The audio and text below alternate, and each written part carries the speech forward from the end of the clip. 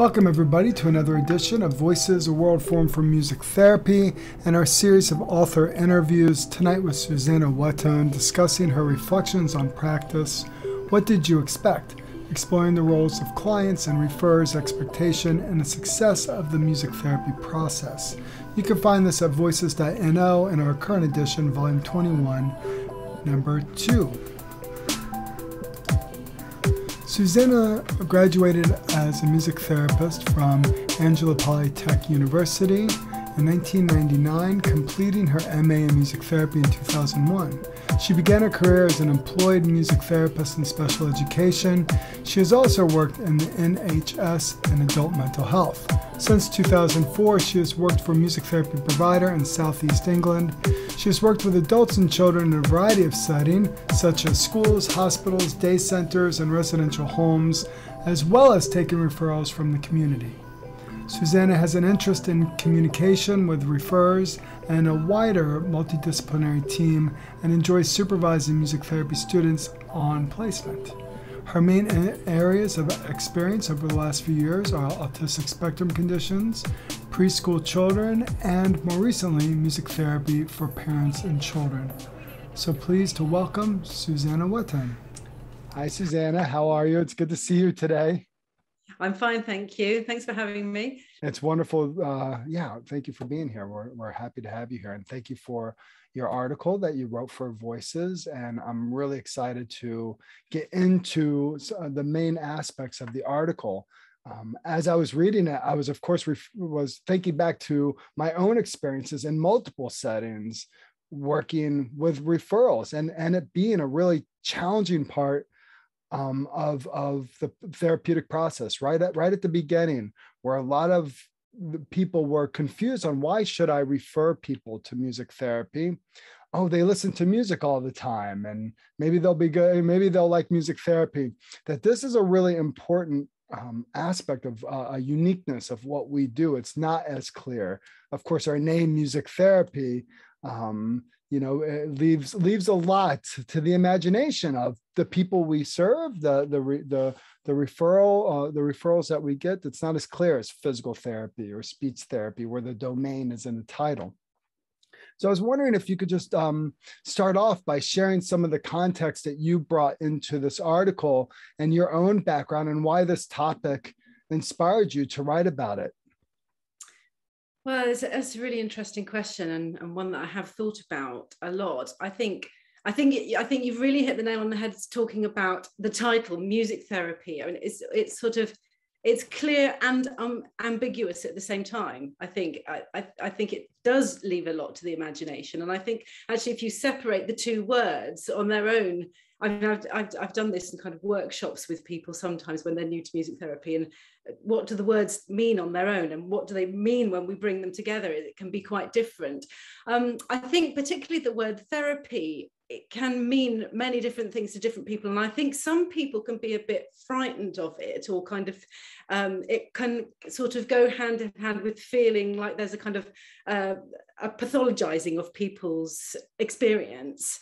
And some people therefore can be resistant to the idea of it. But I find that sometimes actually music therapy, people think, oh, well, that's okay, that's music therapy, that's not therapy, that's music therapy, and it maybe has different connotations, rightly or wrongly, and people interpret that in their own way, many different ways, I think. But also to go back to what you said about referrals, I think one of the things that was actually in one of the earlier versions of my paper, which I have revised many times as is the process, was that actually my very, very first job as a music therapist didn't have any referrals. That might sound like a very peculiar situation, but I was actually an employed therapist in a school, and I had a full-time job, which is kind of almost unheard of in the UK. And my remit really was to work with whoever I wanted to for however long I felt was appropriate, and to come up with the aims as and however I saw fit, and to communicate with people about that, but really to sort of to navigate that sort of referral process from the other side, which is very different to where I am now, I think, with particularly community referrals, but any referrals, coming to me sometimes, I think, with very specific expectations, but sometimes not, and sometimes being interested or being attracted by the music aspect of it and all of the connections that has. Yeah, there's so many possibilities within the therapeutic relationship and music that people often will refer to us as, oh, the music teacher, or my bandmate. I mean, there's so many different types of music relationships, and people sometimes bypass the therapy altogether and move into other types of music relationships, which, of course, as music therapists, we oftentimes will accept and move into those relationships because that's how people see us. Do you find that people tend to put us into different roles, and that those roles are important within the context of referral and assessment? Yes, I think that's what makes it so difficult sometimes, but also so rich, because we can sort of say things like, well, we're therapists, we're not teachers, and we're not about performance, we're about process. But that doesn't mean that we never teach. It doesn't mean that we never perform, and that those things can't be an important part of a client's journey. And it's just not that simple. And I think that's the real challenge, trying to get that across as a therapist with a newly referred client, liaising with them and or their referrer, thinking about what music therapy is and isn't, but also the fact that that's not the same for everybody. Right. Yeah. We've jumped into expectations, and that's fantastic, because there's so much that people can transfer from this article into their own experiences and really begin to get into how and why referrals happen unique to our profession. But before we get further into that, just interested in the three cases you present, Jim, Oliver, and then Jody and Tracy, a mother-daughter relationship. I was wondering if you could just highlight how each of the cases you present unique looks at how the referral and the assessment process interact with each other and create expectations for the person who referred, and for parents and for the people we work with as well. I think there are three different kind of perspectives with the case studies that I've described. Jim, the gentleman who had suffered a stroke and was struggling with speech, and so he was kind of a self-referral and was looking for support with his speech. So his kind of expectations it was quite a narrow area of expectation. So really that experience of referral and looking at the expectations and exploration of that was about accepting and working with him on the expectations that he came with, but also expanding his understanding of what music therapy could offer, and seeing if he wanted to partake of that as well, to see if he was interested in other aspects of music therapy that he perhaps hadn't considered or even been aware of. Exactly. Before. Yeah, I love the moment when you talk about it was the third session when the improvisation was happening that really clicked for him. Ooh, that's the type of relationship I'm looking for. What happened in that session? It sounded, and I love those moments too. It speaks to why for me, therapy over a period of time, and having 4 weeks of assessment, which you described in several of can be so important and so rich to actually treatment, moving on to treatment, to have that time for people to engage in different music experiences.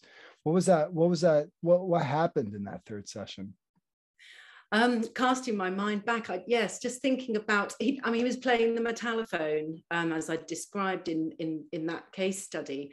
And it was just a different experience. It was a turning point. We had been working on kind of words-based stuff, trying to find words, using singing to do that. And I was opening up a different experience for him, partly because I think he kind of needed a break from all of that work. It felt like really hard work. It was emotionally challenging. It was cognitively challenging. And I felt like, what about if we just try something completely different, where you're not thinking, you're not working, you're just being. Playing, yeah. Playing, Yeah, exactly. the play is the work, yeah. Yes, exactly. And just see if how helpful that is. I love that, yeah. Try it. Let's just see where it takes us. So we'd stopped kind of thinking about, okay, well, which word are we going to try and do now? It's just like, let's just be, and whatever sounds are coming up. And there we are sort of relating to each other in a much more natural way. Yeah. That perhaps was reminiscent of how he was able to communicate with people before his speech was affected by the stroke, perhaps. And that just seemed important. It seemed like a sort of an aha moment of, oh gosh, actually, that yes, I can still do this, or perhaps a newness to the experience of, actually, I didn't know that I could do this with music. This is right. This is a new thing. And it helps me in a unique way that where the other areas aren't. It really are the other areas feel like work. And this feels natural and fluid, and that therapy can be like this. And so it really speaks to your what you present as a very psychotherapeutic, psychodynamic approach to therapy, where you are considering aspects of relational work, countertransference within the process. It's not, we're going to do this assessment tool, though that may be part of some process and some referral aspects, but you also considered the relationship in the assessment. And Oliver was a really important example of that, where countertransference played a role in how you framed what the referral and the assessment process was like. Can you speak a little bit about that? Because you don't really often hear about countertransference and examining that as part of the referral assessment process. Yeah, it is an interesting point. And I think thinking about, I still revisit this case study, the Oliver case study, and think about, well, why did that work? Because I don't think I could possibly exhaustively say exactly why and cover everything, but there was something about just the relationship between myself and Oliver, and that being a very strongly built one from the start. And that's not always the case in therapy, as we know, sometimes it can take time, but I really felt as if Oliver related very warmly, very strongly, bonded with me very quickly from the beginning, and that was really crucial to the whole thing. That was kind of the thing that held the process together. I think it's because and everybody should definitely read this article, because it's a fascinating process and a fascinating look into the process of referral and assessment. But for people who haven't read it yet, Oliver was 5 years old, and his mom this was a mother referral, and the mom was looking for a more statistical or rated assessment up front. And so, I wonder if sometimes, especially maybe younger therapists or go in with the expectation that is the assessment and the referral, but offering also a more holistic view here of the relational work is really important for people to see that this can happen. This is, that this is how therapists think and conceive the work. Yeah. Yes. And then moving on to Jody and Tracy, which was kind of a more complex contextual assessment, because you're working within the context of, agency, a facility at that point. Talk a little bit about the referral process there. Yes, that was a slightly more complicated process, because the referral, although it was a referral to the community setting where I was working and continue to work, it came from a school. So, and we do find this does happen sometimes. So the Senko at the school had referred this child, and initially the work did take place in the community setting. So it was very much, the referral was very much about the Senko's desire for the child to be nurtured, really. I think she could and just see. Senko is the special education needs coordinator Yes. office. Yeah. That's right. Yes, I should have explained that. But yes, I think she was very aware of the child's need to be nurtured, and really felt that that was something that needed to be addressed, and had made the decision that that nurturing could come in a therapeutic context, but that it also needed to involve the child's mother. So that was the starting point for that referral. But I think that the Senko had yes, I know that the Senko had a very positive experience of parent-child therapy in the past, and I think just had a really strong desire for that to work out well again for somebody else who she could see could benefit from it. From your experience, I'm interested in, because 3 different types of referral sources: 1, a self-referral; 2, a parental referral; and 3, an agency referral. Yeah.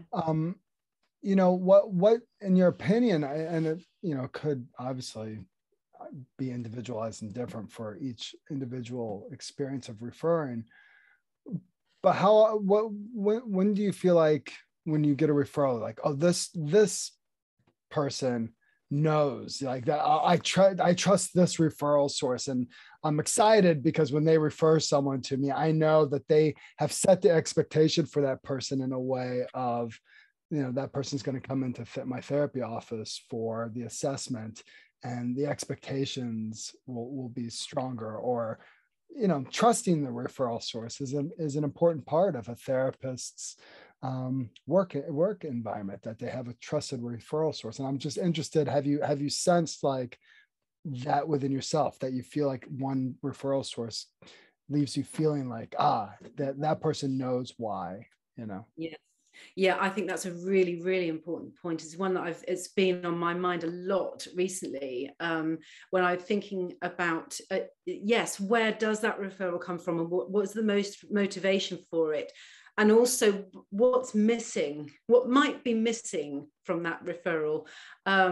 If I am receiving a referral from a parent or a family member, I think it's particularly important to be thinking about that. I think just because I've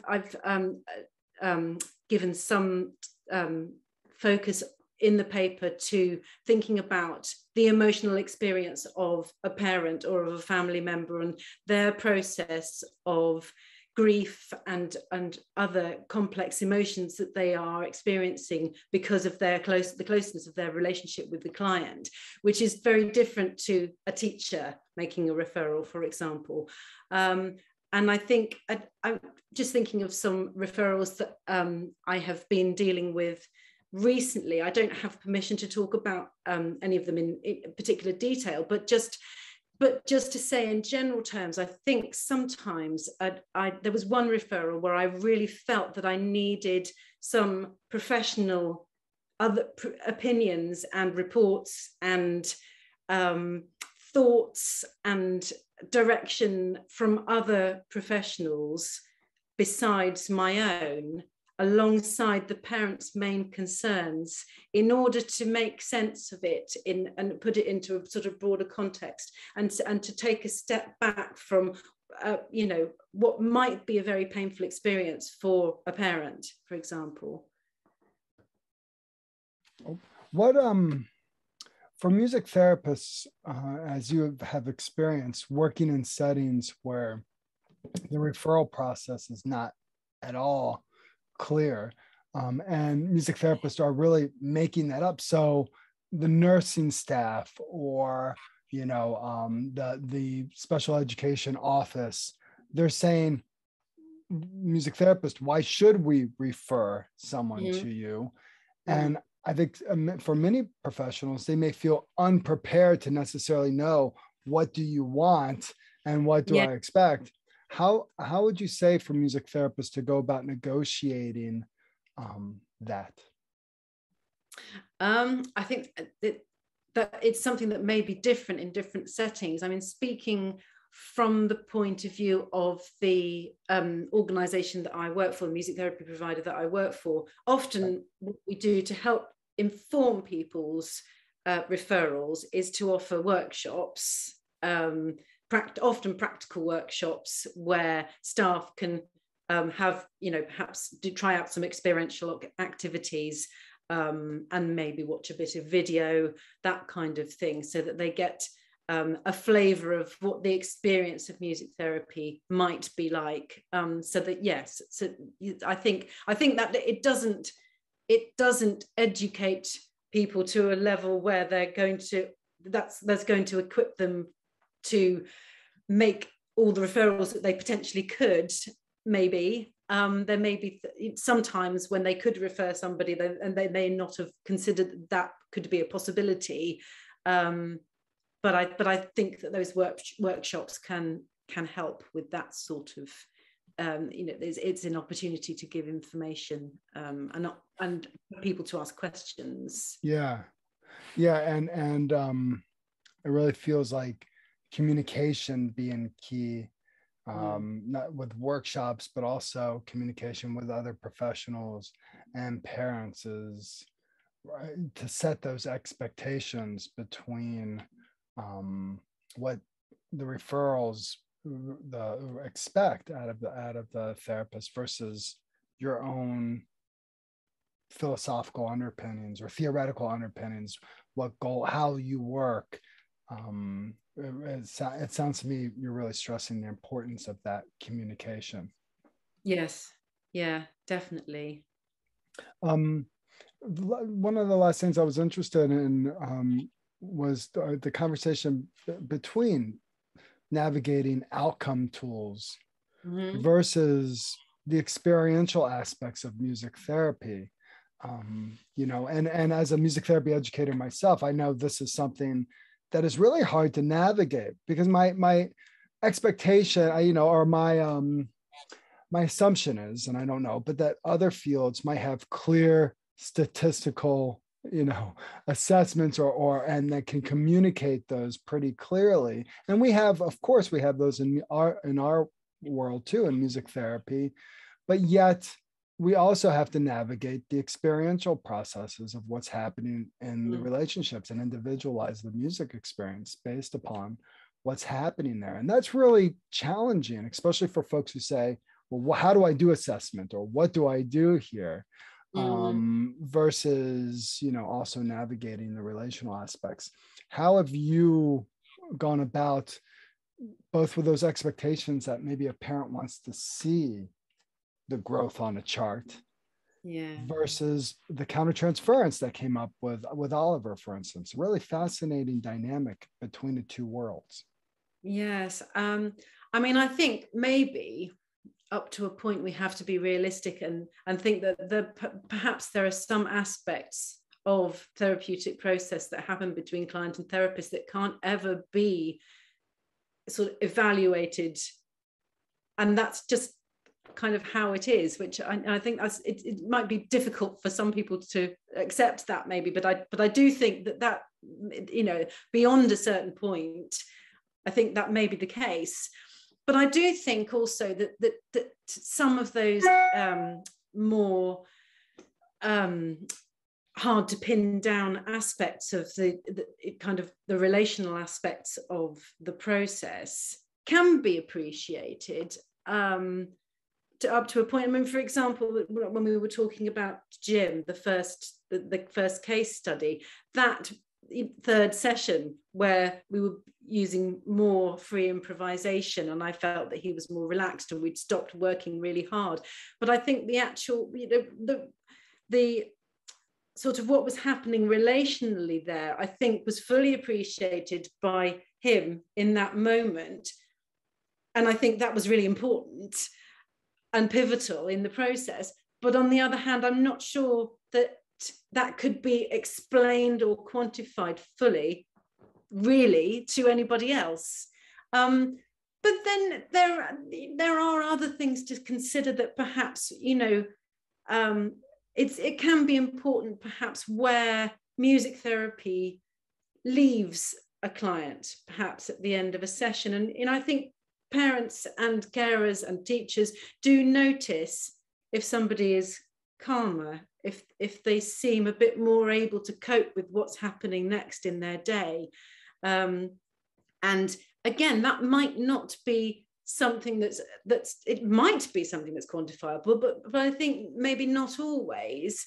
And I think maybe it might be even subtler than that. The kind of ripple effect that might be that a child is slightly calmer, and actually then their support worker or their teacher is slightly calmer as a result, and the afternoon goes better. You know, that afternoon goes better for everybody. But that shift might be quite subtle, and isn't necessarily something that you know, I do think that, you know, we have to be honest with ourselves as well, that we don't, right. we can't hope to catch absolutely everything that happens. We can't. Either. Yeah, We just can't. Yeah. There will be things we miss, but perhaps that's also okay. And because I like to think that perhaps there are aspects of the therapeutic process that the client takes away. I think that's really important as well. The client takes away that we don't know about. I mean, of course, we can do what we can to find out, to get feedback and so on. But I think we have to accept and respect the fact that there will be aspects of it that they take away that we don't know what they take away from it. And it really speaks to the complexity of the dynamics of music therapy, which is why we love the profession, because it's so complex and dynamic in its form, that all these aspects are happening at once. But it also is really challenging at the same time. Yes. Yeah, I mean, and thank you for your article, because I could talk about this all day, because it brings up, you know, scenarios time and time again that have felt, you know, how is this process working individually in each of these contexts I'm working with, and it shifts from context to context. You know, when you're working with students, and one semester they're at this placement, and one semester they're at that placement, they're going to experience the whole process being different. And so an article like this can really help prepare for the dynamic shifting, and that this process is just as relational as the therapeutic process that we're taught to attend to as well. That even in this early stage, that the dynamics and the complexities are unfolding, and it needs our attention. So thank you for your article. Oh, it's a pleasure. Thank you for talking to me. It's been really good. Is there anything that we didn't discuss that you would like to mention before we say goodbye? I don't think so. All right, wonderful. Well, thanks, Susannah. I really appreciate it. You're welcome, Michael. Nice to talk to you. And thank you for joining us. Again, you can find us at voices.no and see Susannah's latest article under volume 20, number 2. Looking forward to our next author interview, which will be with Gabrielle Nicole Banson, while we discuss her book, A Look into Space, a self-experiential songwriting journal for students and professionals. Looking forward to that conversation, and I will see you all again next time. Thank you. Bye-bye.